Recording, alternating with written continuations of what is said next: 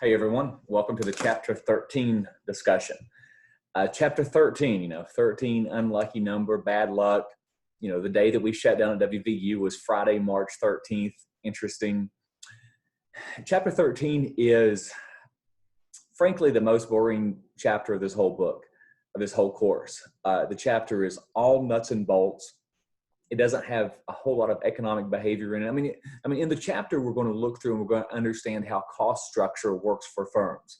And the chapter is important and essential in terms of understanding cost structure and in terms of understanding how firms behave as prices move and as shocks occur to markets over time. But the chapter is vital in that it builds up leading into the next chapter, in chapter 14. Chapter 14 is really important, and you have to understand chapter 13 to understand 14. But 13 itself is really nuts and bolts. And honestly, I don't have a whole lot to tell you beyond what's in the book. I'm going to make a lecture. It's going to be relatively short. I would encourage you to watch it. But for this one, I don't know if you're going to be able to get a whole lot out of my lecture beyond what's in the book, because it's all nuts and bolts stuff. There's no discussion to a large extent of behavior. It's technical material that leads into the next chapter. Anyway, I'll share my screen. I'm going to my notepad here. And of course, look at my notes. I mean, you're supposed to be looking at my notes for all these videos, but here there are the tables full of numbers on the first and second pages of my notes. And I'm not going to reproduce those. You have to be looking at those in front of you, or this isn't going to make any sense. So first off, this is not hard to imagine, but just understand that a company is going to face fixed cost and variable costs. Fixed cost is your basic cost of operating the business, and that fixed cost is there whether you're serving one customer or 100. And then your variable cost varies with each unit of output. No cost is truly fixed in the long run. Every cost is variable in the long run. But here we're mostly talking about the short run. In the short run, you have costs that you just can't get rid of, and then you have those long run costs. The example that we have on the first page of the notes, I think illustrates the point really well.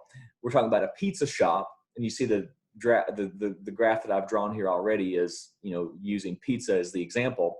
But we have the pizza shop, and we have the cost of the ovens, and that's a fixed cost. Whether we have 100 customers or whether we just shut down and have no customers at all, those ovens are there, and we incur that cost, and there's nothing we can do about it. Even if we shut down because of the coronavirus, it makes no difference. The ovens are still there. We can't get rid of them. They are a fixed cost in at least the short run, in the time horizon that we're worried about in this chapter. But then we have the cost of the workers, and that's a variable cost. And that's going to depend on how many customers we're getting. For example, on Monday and Tuesday, we don't have very many customers. We may not use very many workers.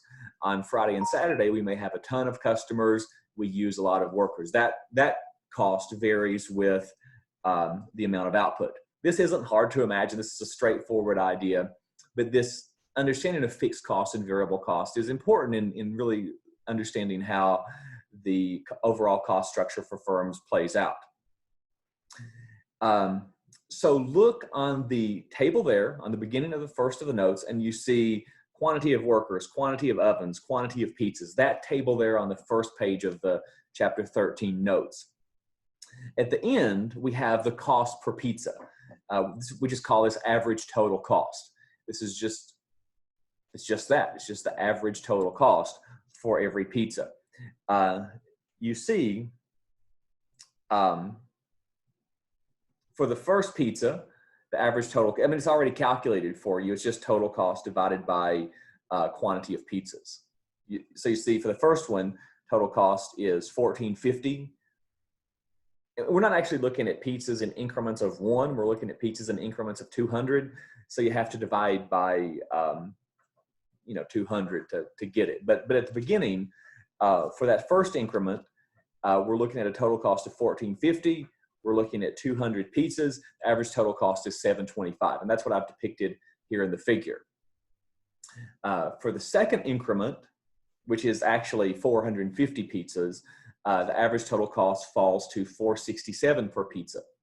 You see where I'm getting this? 467 is just simply 2,100 divided by 450, just coming straight out of this chart. Average total cost, total number of pizzas divided by total cost. Sorry, total cost divided by total number of pizzas. But anyway, this is the point. If you graph all of this out, which I'm not going to do, but if you graph all of it out, you're going to get this U-shaped curve. That's the whole point of doing this. I want you to see that average total cost gives you that U-shaped curve.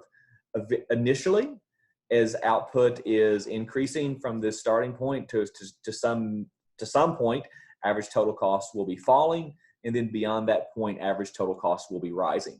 That is the important point, and I'm going to talk about why that is the case, where that comes from. But average total cost is falling at first, reaches some minimum, and then beyond that, it starts rising. Now, on the next page, this second table corresponds to the first. It still follows. But on the second one, first off, just look at total output.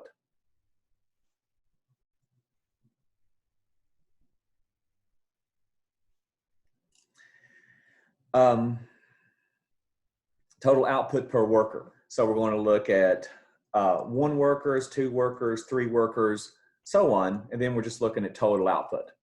It just follows straight from that second table. With 1 worker, we have 200 pizzas. With two workers, we have 450 pizzas, so on and so forth. So if you were to graph, I'm not going to bother to put down the numbers precisely. I want to keep this video relatively short, and this is so mundane. But if you start to plot it, you'll see that it looks like this. You'll get this S-shaped curve. You'll get this S-shaped curve. Down here, you see output is increasing at an increasing rate. As we add workers, we get more bang for our buck. Output is increasing at an increasing rate. That's good. As we get over here, beyond some point, we have some inflection point here in the middle of that S-shaped curve, and beyond some point, output starts increasing at a decreasing rate. That's the important part. That's what we're wanting to focus on. We have this principle of diminishing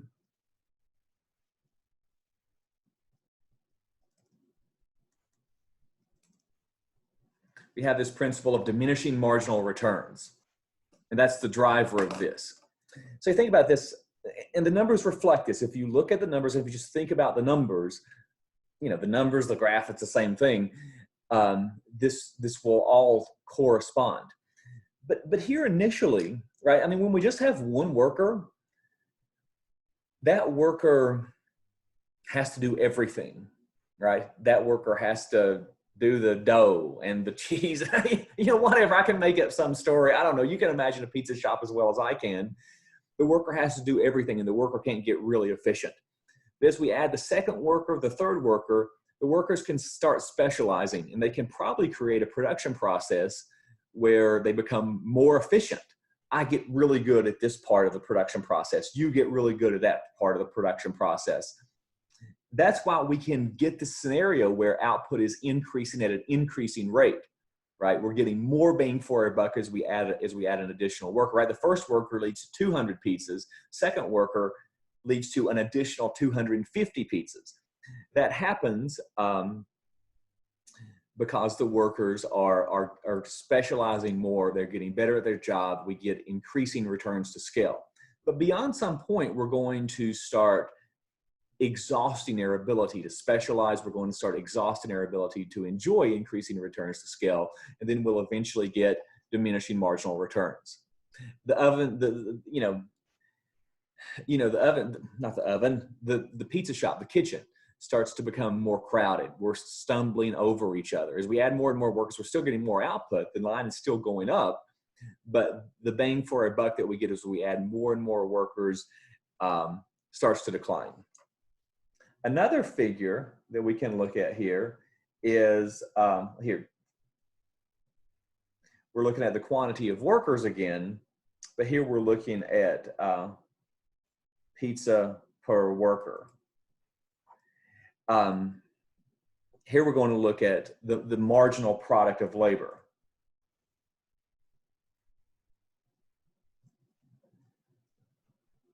It's just defined as the change in total output divided by the change in workers. As we get more and more workers, how much more additional output do we get? As in this example, when we add the first worker, we get 200 pizzas. When we add the second worker, the additional output, when we add the second worker, we have 450 pizzas in total, but that was an additional 250 pizzas, right? The second worker added an additional 250. But then when you look at the third worker, the figure falls down to 100. So it goes like this. Marginal product looks like that. And I hope you can see that these two figures correspond.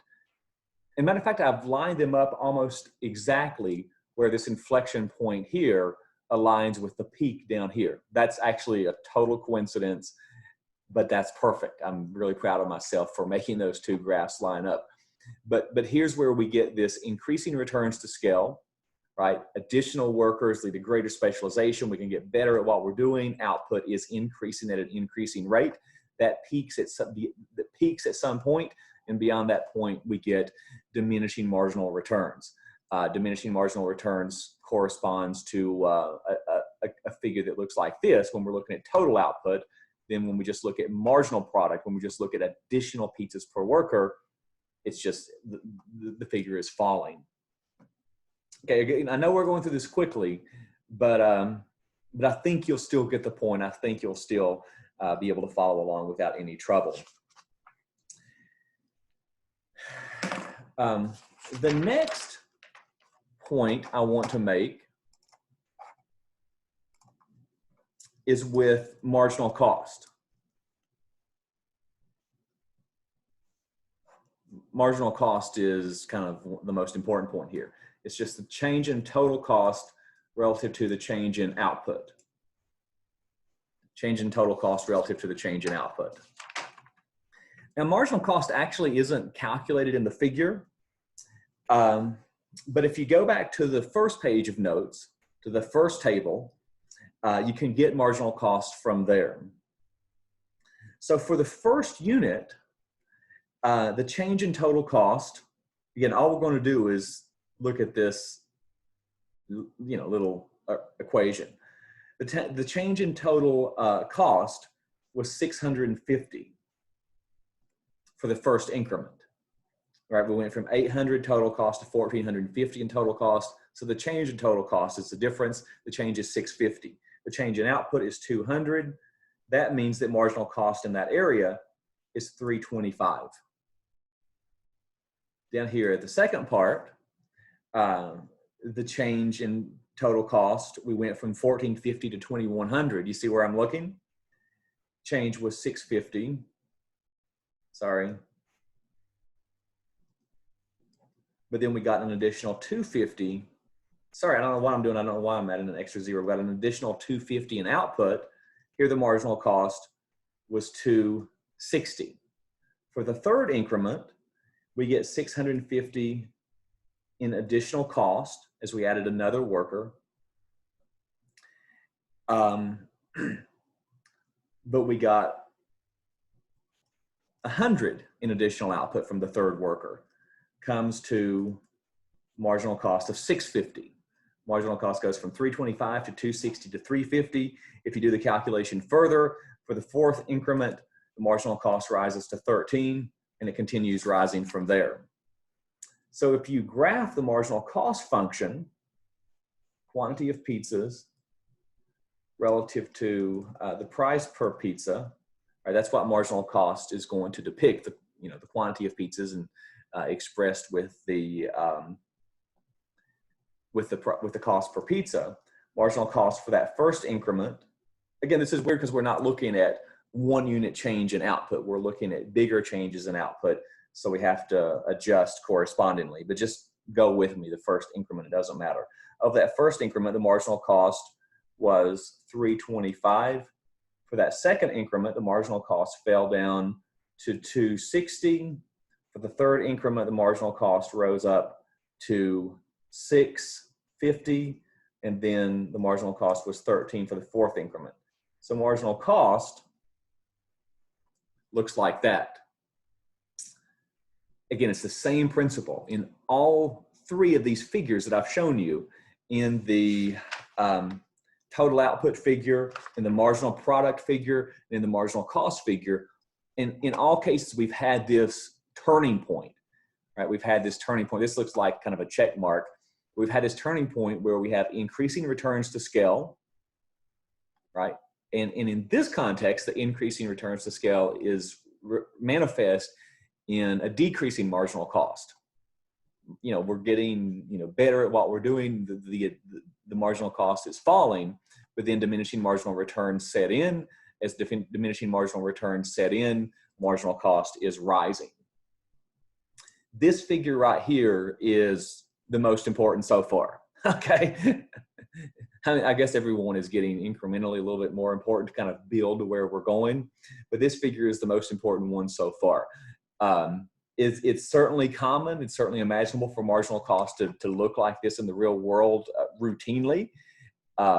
Initially we get that decreasing marginal cost as we're experiencing increasing returns to scale, as we're getting better and better at what we do, as we add workers, as we specialize more. But then universally, the idea is a universal principle that beyond some point, we're going to have diminishing marginal returns, and that's going to manifest itself in an increasing marginal cost.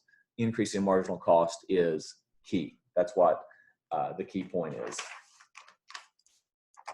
Now, if we put these figures together, the next figure,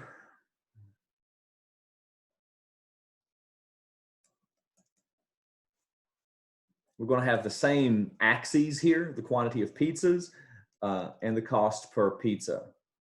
We're just going to take the marginal cost figure and combine it with the average total cost figure. So this is just going to be the first figure that we drew and the fourth figure that we drew, just put together in one graph. There's average total cost. As we said before, it's going to have this U shape. It's going to be falling at first, and then it's going to be rising beyond some point. And then we're going to add on it the marginal cost curve. Okay? Average total cost and marginal cost. This point, this intersection point has to be at the minimum of average total cost, right? Because the marginal cost is, the cost of producing one more unit of output, right? The change in total cost divided by the change in output. It's the cost of producing one more unit of output. We produce one more pizza. Well, that's the additional cost that we incur as a result of producing one more pizza. I realize that that dot wasn't 100% right, so I'm going to fudge it like that. So at first, your marginal cost is low. As your marginal cost is low, anytime your marginal cost is below your average cost, producing one more unit is going to bring down the average.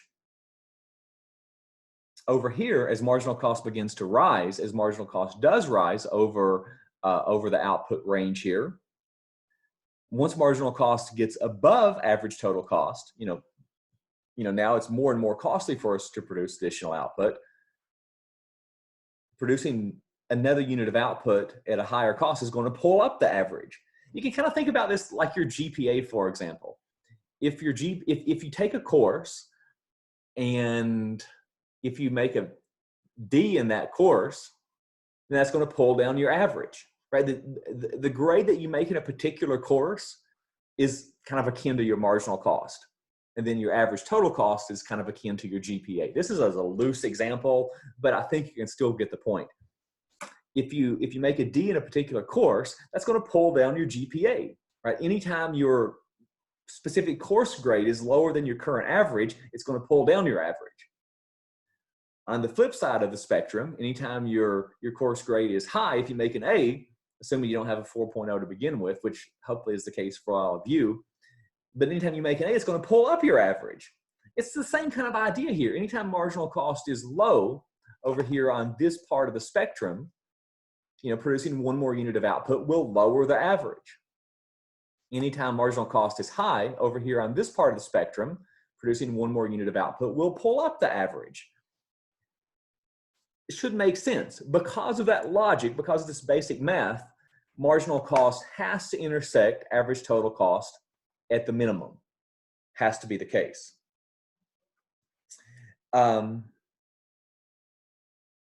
You could do, there's one more.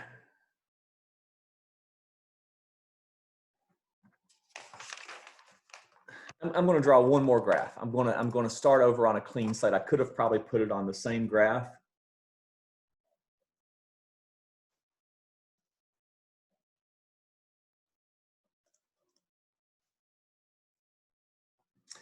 So what we're going to graph here is we're going to graph average total cost equals total cost divided by output.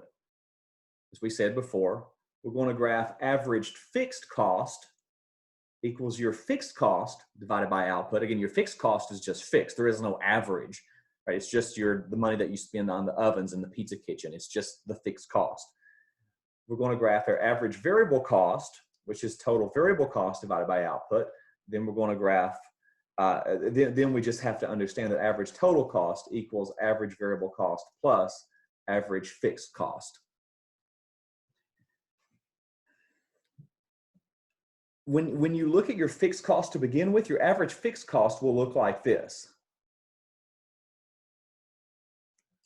Because you're just taking a fixed number, right? I mean, in this case, the cost of the ovens was $800. So if we're producing only one pizza, right, the average fixed cost is going to be 800 divided by 1. Fixed cost is going to be huge. But if we're producing 100 pizzas, average fixed cost is only going to be 100 divided by, or 800 divided by, with one, let me back up. With one, your cost is 800 divided by 1. 800. If you're producing 100 pizzas over here, your average fixed cost is 800 divided by 100. It's 8. It's fallen substantially. You're spreading that fixed cost over a bigger quantity of output. So your average fixed cost is going to be universally declining. Anyway, then you're going to have your marginal cost that looks like this. And you're going to have your average variable cost and your average total cost. The whole graph altogether will look like that. We talked about how average total cost is, average variable cost, the intersection of marginal cost is going to be at the minimum of both of these curves, right? That logic that we said before about variable cost and total cost, the logic we said before about marginal cost being below your current cost, pulling down the average, that applies to the average variable cost and the average total cost. So the intersection point is at the minimum in both cases. But here your average variable cost is falling and then rising just for the same reason that we've been discussing the whole chapter. This principle of increasing returns to scale at first, reflected in this tail of the marginal cost curve, and then the principle of diminishing marginal returns. That principle is going to give a U-shaped curve to the average variable cost. Then the average total cost will also have a U-shaped curve, a U-shape, I mean to say, for that same reason, but also because average fixed cost is falling. Average fixed cost is also pulling down average total cost at the beginning. Anyway, this has been a quick run.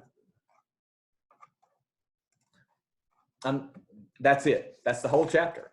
I'm not going to do that last bit. There is one more page to my notes at the very end. I'm going to skip over that actually, though. I'm not going to cover that just for the sake of brevity. But that's the whole chapter. It's been a quick run through, but I think if you read the book, obviously you're supposed to read the book with my discussion. In some sense, I kind of feel like my discussion was too brief and too kind of high level to digest all that precisely because I didn't go through each little calculation, each little step individually. But I think if you read the chapter and look at the incremental approach that the chapter uses in a real detailed way, if you do that in conjunction with my big picture overview, I think you'll be just fine. But that next to last figure that has average total cost and marginal cost, that's the key point of the chapter. And that is a key input into the next chapter. Now, in the next chapter, we're going to get back to understanding behavior. we're going to get back to talking about competitive markets to understand how competitive markets work and how various shocks can affect outcomes in competitive markets. Next chapter will be a good chapter, actually. But that figure is a cornerstone of the next chapter. So anyway, that's it. We'll talk to you soon with chapter 14.